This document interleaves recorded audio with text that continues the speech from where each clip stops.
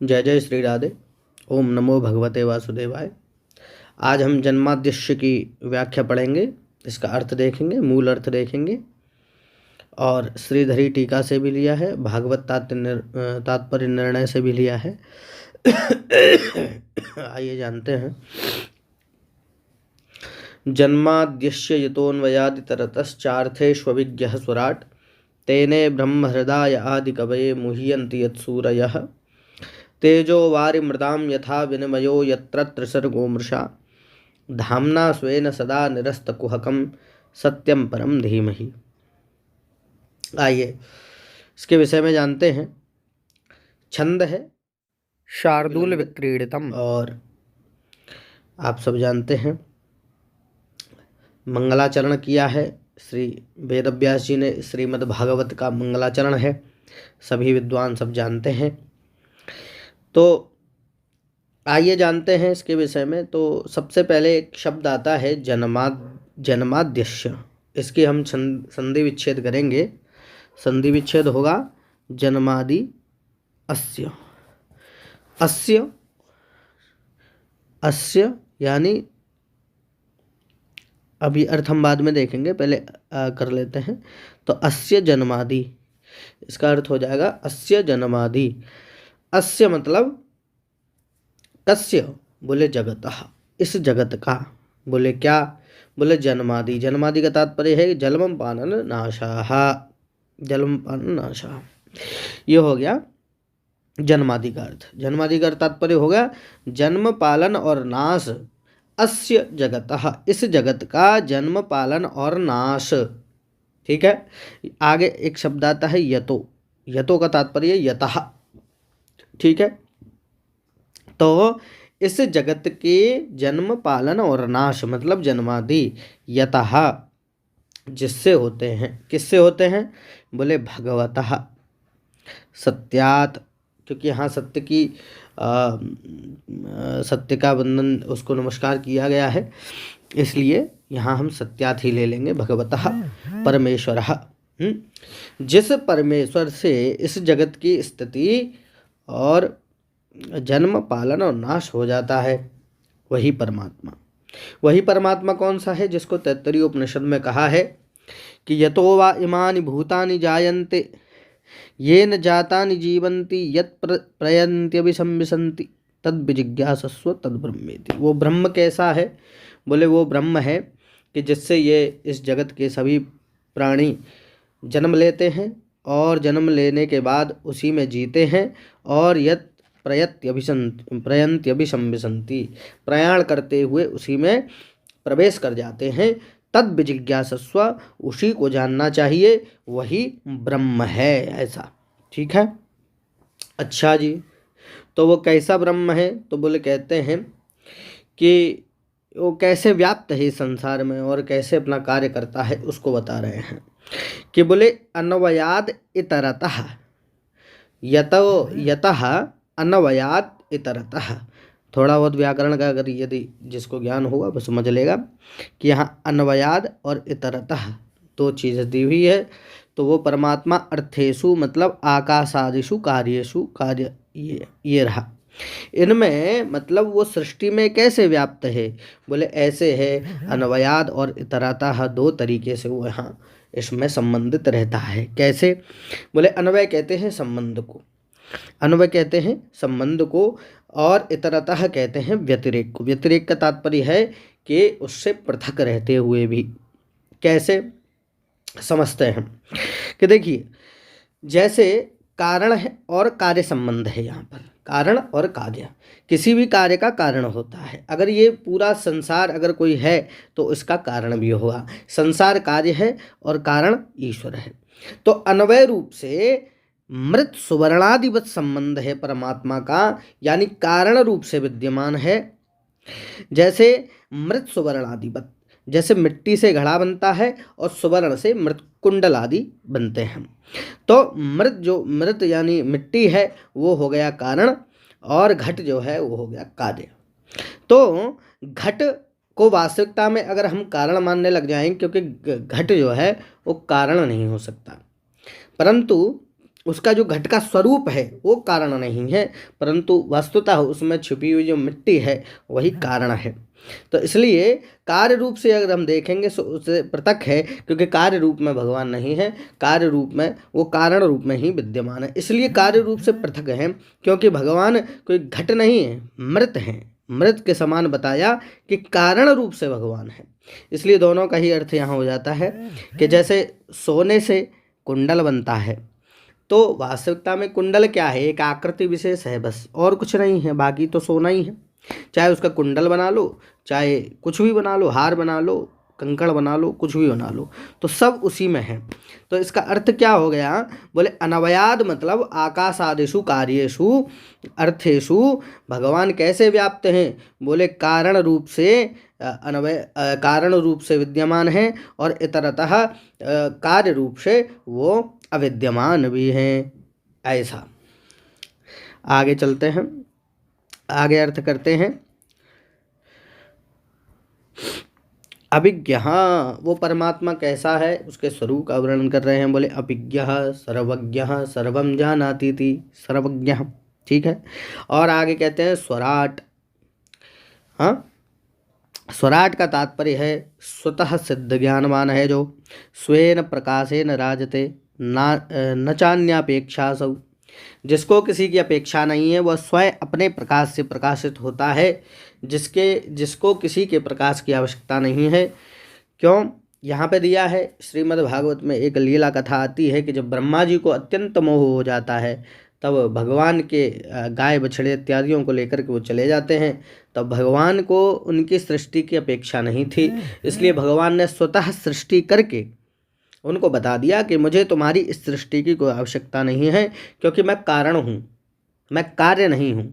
इसलिए भगवान कार्य रूप में भी परिणत हो जाते हैं और उनको बता देते हैं मुझे तुम्हारे इस प्रपंच की आवश्यकता नहीं है, क्योंकि मैं स्वयं प्रकाशेन राजते हूँ, मैं अपने ही प्रकाश से प्रकाशित होता हूँ। इसलिए ब्रह्मा जी आपको अभिमान करने की आवश्यकता नहीं है, ठीक है। तो यही बताते हैं। तो जिसको किसी के प्रकाश की आवश्यकता नहीं है, जिसको किसी भी संबंध की आवश्यकता नहीं है, वो स्वतः सिद्ध है, ठीक है।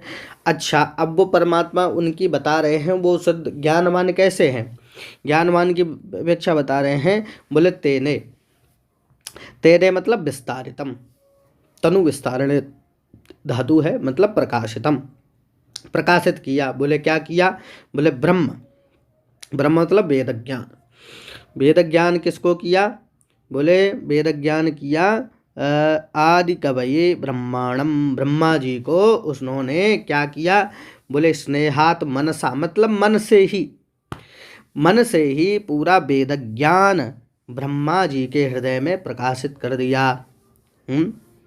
स्नेह से, कुछ आचार्य यहाँ पर स्नेह भी अर्थ करते हैं हृदय का। और पुराणम हृदयम स्मृतिमिति वचनात् हृदय पुराणे सह, पुराण, हृदय को पुराण भी कहा जाता है, इसलिए कहते हैं कि हृदय पुराणम, हृदय का तात्पर्य हो गया पुराणम, तो पुराणेन सह, पुराण के सहित ज्ञान दे दिया, मतलब वेद और पुराणों का एक साथ में ज्ञान दे दिया। किसको, बोले आदि कवये ब्रह्मांडम, ठीक है। आदि कवये ब्रह्मांडम को क्या दे दिया, बोले ज्ञान दे दिया। कैसा ज्ञान दे दिया, बोले मुह्यन्ति यत् सूरय, मुह्यन्ति यत् सूरय। यत् का तात्पर्य है जिस ज्ञान को जानने में, जिस ज्ञान को जानने में सूरय मतलब विद्वांस अपि मुह्यन्ति, मोहित हो जाते हैं महाराज, ठीक है, मोहित हो जाते हैं।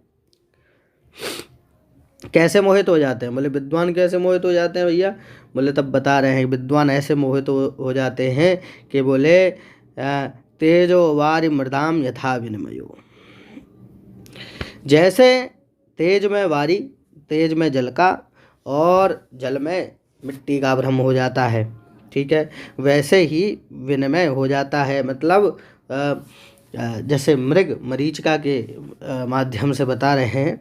ये देखिए ये लिखा है, इस लाइन को हम पढ़ते हैं कि किम च यथा तेजसी वारि बुद्धि, जैसे तेज, जब सूर्य की रोशनी जब बालू पर पड़ती है, जल पर पड़ती है, तो तेजसी उस प्रकाश में जल का जल का बुद्धि हो जाती है। ऐसा लगता है जैसे जल है। जब प्रकाश भूमि पर पड़ता है तो लगता है कि जल है। जैसे मृग तृष्णा को हो जाता है। और मृग तृष्णायाम क्या होता है? बोले मृदी जल बुद्धि। जब मृग तृष्णा होती है तो क्या होता है? बोले मिट्टी में जल दिखने लग जाता है। और काचादौ मृदी तेजो बुद्धि। हाँ, मिट्टी में तेज बुद्धि हो जाती है। जैसे कोई रत्न आदि इत्यादि पड़ा हो, रात में चमकता हुआ हमारा वो सीप दिखाई देती है, तो उसमें क्या है? रत्नादि की बुद्धि हो जाती है। तो उसी तरह क्या होता है? बोले भगवत स्वरूपे, बोले भगवत स्वरूपे माया गुण सर्गो भूतेन्द्रिय देवता रूपोपि मिथ्या भी सत्यवत प्रियते यत्र त्रिसर्गो मृषा। भगवान के भगवत स्वरूप में माया गुण का सर्ग भूतेन्द्रिय देवता रूप मिथ्यापि सत्यवत प्रतीयते। भगवान के स्वरूप में हमको क्या हो जाता है? बोले विनिमय हो जाता है। भगवान की इंद्रिय जो भी स्वरूप है वो दिव्य होता है, वो कोई साधारण नहीं होता है। लेकिन क्या होता है? हम लोग उसको असत्य मान लेते हैं, उसको भी जड़ मान लेते हैं, लेकिन ऐसा नहीं होता। परंतु यहाँ क्या है? बोले भगवान के स्वरूप में हम क्या कर लेते हैं? माया गुण सर्ग इत्यादि का आरोपित कर देते हैं। भगवान को भी साधारण समझ लेते हैं, भगवान को भी देवता इत्यादि समझ लेते हैं, पर ऐसा नहीं है। वो मिथ्या भी सत्यवत प्रतीयते। वो भगवान के स्वरूप भी मतलब जो हम देखते हैं